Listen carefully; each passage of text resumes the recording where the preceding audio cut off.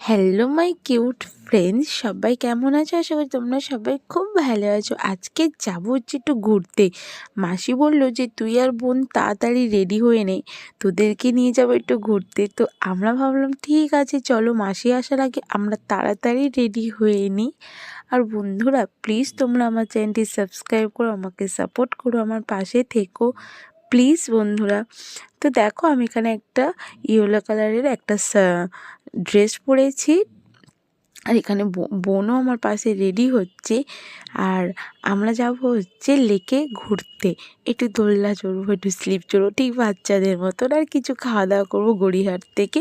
তার জন্যে তাড়াতাড়ি করে আমরা রেডি হয়ে নিয়েছি। এখানে আমি না লিপস্টিক পরছি না, জাস্ট হালকা একটু লিপ বাম দিয়ে দিয়েছি, আর আমার চুলটা পয়েন্টেল করেছি। আর আমাকে দেখো চশমাটা পরে কেমন লাগছে, অ্যাকচুয়ালি আমার চোখের প্রবলেম, তার জন্যই চশমাটা আমার পরা।